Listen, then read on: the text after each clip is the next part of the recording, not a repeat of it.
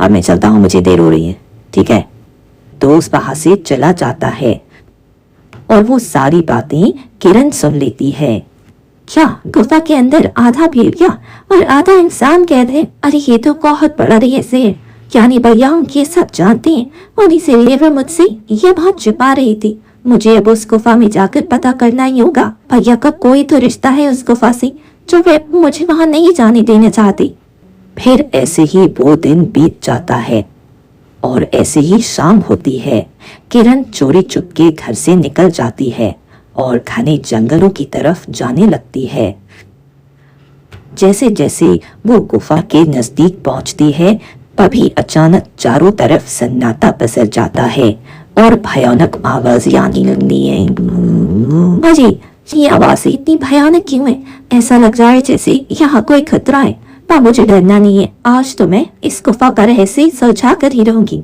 आखिर वे आधा इंसान और आधा भेड़िया क्या है जो गाँव वाले डरती हैं और भैया मुझसे रीजन छुपा क्यों रही है? मुझे सब पता लगाना है। किरण हिम्मत करके आगे बढ़ जाती है और थोड़ी देर बाद गुफा के पास पहुंचती है। तभी गुफा के अंदर से एक दर्दनाक चीख सुनाई देती है।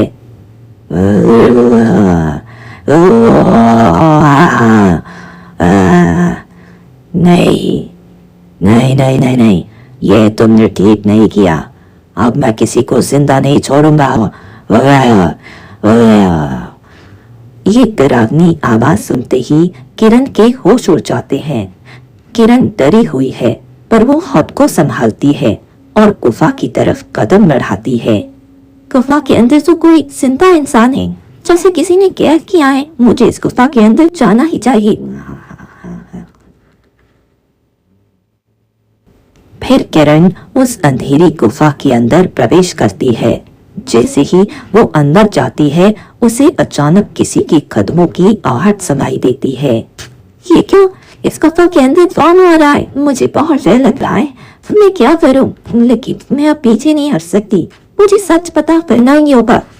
किरण जैसे ही हिम्मत जुटाकर आगे बढ़ती है, तभी एक विशाल भेड़िया उसके सामने आकर खड़ा हो जाता है।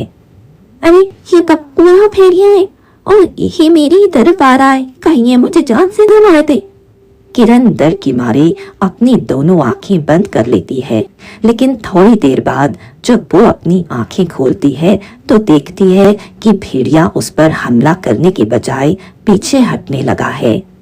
ये कोई सामान्य जानवर नहीं है, जरूर इसके पीछे कोई बड़ा रहस्य है। किरण अभी ये कह ही रही होती है कि तभी वहां अचानक वीर आ जाता है। ये क्या है किरण? मैंने तुमको मना किया था ना यहाँ आने से, फिर भी तुमने मेरी बात क्यों नहीं मानी? तुम यहाँ पे क्यों आई हो बताओ? देखा भैया, मैं समझ गई हूँ कि आप मुझसे कब छुपा रहे हो और ये भेड़िया मुझ पर हमला क्यों नहीं कर रहा है। ऐसा लग रहा है जैसे ये कोई साधारण भेड़िया नहीं है। आखिर क्या बात है इस भेड़िए के बारे में? आप निहार से क्या बात कर रही थी? ऐसा क्या रहस्य है जो आप और निहार मेरे गाँव वाले से छुपा रही है? ओ, मैं क्या करूँ तुम्हारा, क्या करूँ? तुम इतनी ज्यादा जिद्दी क्यों हो? पता नहीं क्या कहें तुमको। अब तुम बिना सच जाने तो मानोगे नहीं। सुनो, ये भेड़िया असल में कोई और नहीं बल्कि एक इंसान है। जो एक इंसान? हाँ, ये उस समय की बात है जब मैं और मेरा दोस्त निहार घने जंगलों में रहस्य की तलाश करने जा रहे थे। सुबह का वक्त था। घने जंगलों के बीच वीर और निहार दोनों आगे बढ़ रहे होते हैं। तभी निहार रुककर चारों तरफ देखता है। हाँ, देखो वीर, मुझे कुछ ठीक नहीं लग रहा है। मतलब कहीं हम कुछ गलत तो नहीं कर रहे ना? अरे देखो निहार, अब हमारी गरीबी हमारा और इम्तिहान नहीं ले सकती है। और तुम तो जानते हो मेरी एक छोटी बहन है और माता पिता भी है नहीं। घर की पूरी जिम्मेदारी मेरे ऊपर है। बहन की शादी करनी है और तुम्हारे पिताजी भी तो बहुत बीमार हैं। तुम्हें भी पैसों की सख्त जरूरत है। कुल मिलाकर हम दोनों धन के बिना एक दिन भी जिंदा नहीं रह सकते हैं, क्योंकि हमारे घर की स्थिति दिन प्रतिदिन और खराब होती जा रही है। आप बताओ, अब इसमें क्या गलत और क्या सही? बताओ, बोलो। इसीलिए तो लगता है कि हमें गुफा में जाकर वो धन हासिल करना ही होगा। ताकि हम दोनों के परिवार का ये गरीबी वाले दुख भरे दिन खत्म हो जाए। हाँ। दोनों जैसी तैसी करके उस गुफा के अंदर पहुंच जाते हैं। वहां गुफा के अंदर पहुंचते ही चारों तरफ एक अजीब सी रोशनी फैली होती है। अरे ये रोशनी कैसी है? लगता है अंदर ही वो खजाना है जिसके बारे में उस व्यक्ति ने बताया था। आ जाओ, चलो।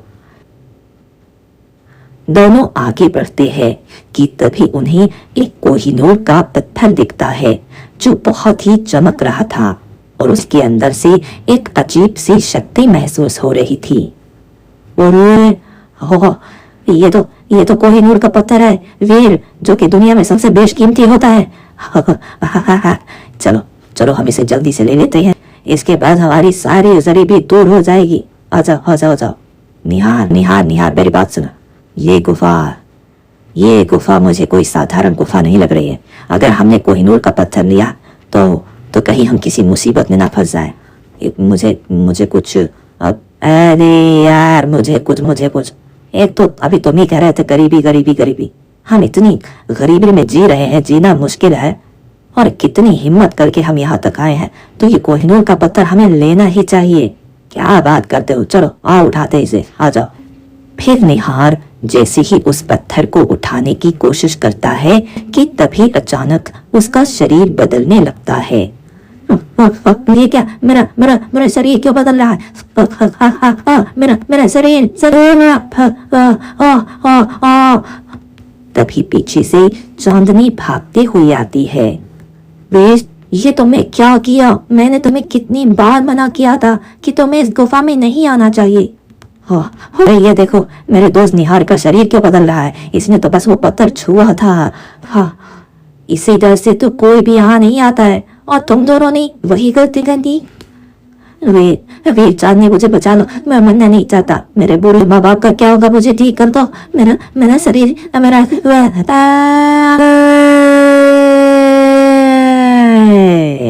निहार चीखता चिल्लाता रहता है, और देखते ही देखते उसका शरीर भेड़िए में बदल जाता है और उसकी आंखों से लगातार आंसू गिरते रहते हैं।